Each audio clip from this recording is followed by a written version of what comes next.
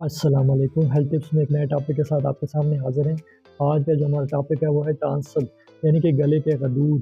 یہ ایک کامن بیماری ہے اور جو ہے اللہ تعالیٰ نے ہمارے جسم میں دائیں اور بائیں جانب میں دو غدود رکھے ہیں، جن کا جو مین ہوتا ہے آپ کے جسم میں فرسٹ لائن امیونٹی کا کام ہوتا ہے۔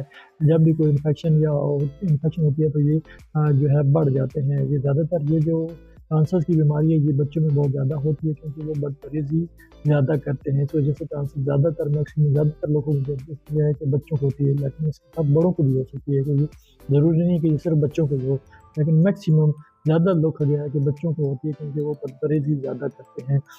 اس میں آپ کی جو انفیکشن ہے وہ وائرل بھی ہو سکتی ہے اور بیکٹیریل بھی ہو سکتی ہے۔ وائرل کے لیے دوائی مختلف ہوتی ہے اور بیکٹیریل کے لیے دوائی مختلف ہوتی ہے، اور اس کی تشخیص کے لیے بھی آپ کو بتائیں گے کہ ڈاکٹر کیسے آپ کی تشخیص کرتا ہے۔ سب سے پہلے ہم اس کی علامات کی بات کریں تو اس کی علامات میں مریض کو بخار بہت تیز ہوتا ہے اور اکثر بخار 3-4 تک بھی چلا جاتا ہے۔ اس کے ساتھ مریض کو کھانا کھانے میں یا نکلنے میں بہت زیادہ تکلیف ہو رہی ہوتی ہے، اس کے ساتھ اس کے جو گلے کے غدود ہیں وہ بہت زیادہ بڑھ جاتے ہیں اور اکثر تو ان میں پس یا ریشہ آنا بھی شروع ہو جاتا ہے۔ اس کے ساتھ مریض کو اکثر دیکھا گیا ہے کہ کھانسی بہت زیادہ آ رہی ہوتی ہے اور سانس لینے میں بھی مریض کو دشواری ہو رہی ہے۔ اکثر مریض کو دیکھا کہ ساتھ الٹی یا متلی بھی آ سکتی ہے۔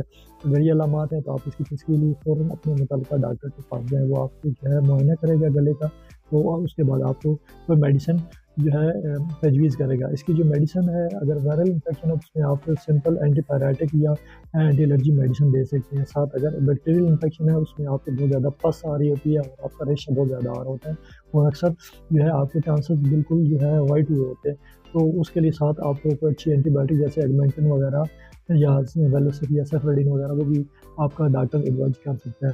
اس کے ساتھ جو مین کامن بات ہے، یہ بچوں میں جو دیکھا گیا ہے کہ کچھ جو ہے بچوں کو بار بار ہو رہی تھی، لیکن آپ دیکھیں گے اگر بچوں کو سال میں 4 بار سے زیادہ ہو رہی ہے، یعنی کہ ریکرنٹ ٹرانسلائٹس آپ کو ہو رہی ہیں، تو پھر اس کے لیے آپ کا جو معالج ہے اس کو جو ہے آپ کی جو ہے میڈیسن اگر دیکھیں اس سے کنٹرول نہیں کر رہا تو پھر وہ آپ کو آپریشن تجویز کرے گا۔ اس کی جو ہے آپریشن بہت ضروری ہے۔ اس کے آپریشن کے لیے 2 وجوہات ایسی ہیں جس کے بعد آپریشن کرنا بہت ضروری ہو جاتا ہے۔ ایک تو آپ کو یہ بیماری بار بار ہو رہی ہے تو اسے یہ آپریشن کرنے کے لیے بہت آپریشن کرنا پڑ سکتا ہے۔ اس کے ساتھ دیکھا گیا ہے کہ جن لوگوں میں بہت زیادہ جو ہے ان کے ٹانسل بہت زیادہ بڑھ رہے ہیں اور ان کو روزمرہ کے معمولات لینے میں کرنے میں اور جو ہے روزمرہ کی جو زندگی کی ضروریات ہیں ان میں دشواری پیش آ رہی ہے، تو پھر آپ کا جو متعلقہ ڈاکٹر ہے وہ اس میں آپ کی جو ہے آپریشن کرے گا۔ اس کے جو آپریشن ہوتا ہے اس کے لیے آپ کو فرسٹ 6 سال NPO رہنا پڑتا ہے، یعنی کہ خالی پیٹ رکھنا ہوتا ہے، اور آپریشن کے بعد بھی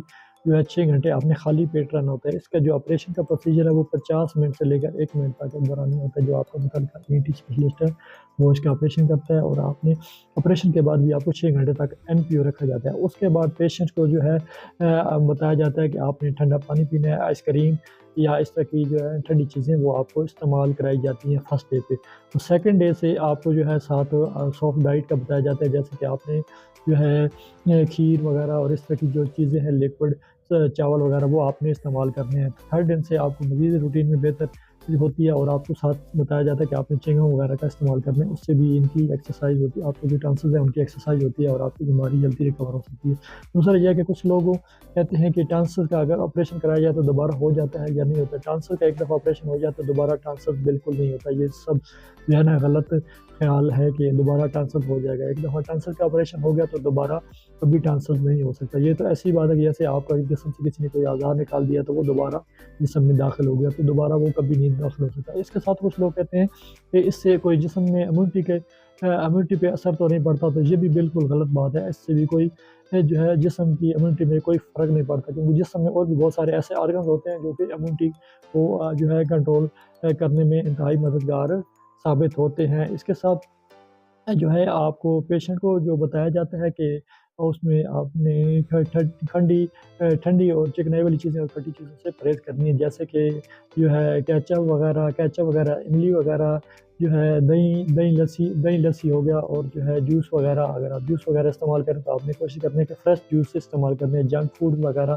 یہ اس کے میں منع کی جاتے ہیں۔ اس کے علاوہ چپس وغیرہ یا بازاری جو بھی کیچپ ہیں اس طرح کی چیزوں سے منع کیا جاتا ہے۔ آپ نے اگر استعمال بھی کرنا ہے جوس تو آپ نے فریش جوس استعمال کرنا ہے، وہ اس کے لیے انتہائی بہتر ثابت ہوتا ہے۔ اس کے ساتھ جو ہے آپ نے جو ہے اگر آپ کا معالج کہہ رہا ہے کہ آپ کو آپریشن کی ضرورت ہے، پھر آپ نے لازمی آپریشن کروانا ہے، کیونکہ اس کے اکثر لوگوں کو دیکھا گیا کہ بار بار اس کے ایپیسوڈ ہوتے ہیں، 4 بار سے اگر زیادہ آپ کو سال میں ہو رہے ہیں تو پھر آپ کے لیے آپریشن بہت زیادہ ضروری ہو جائے گا۔ اگر آپ کو دیکھا ہے کہ ایک آدھ دفعہ آپ کو یا 2 دفعہ انفیکشن ہوئی ہے، اس کے بعد ٹھیک ہو گیا ہے، تو پھر آپ نے جو ہے آپریشن کرانے کی آپ کو ضرورت نہیں ہے۔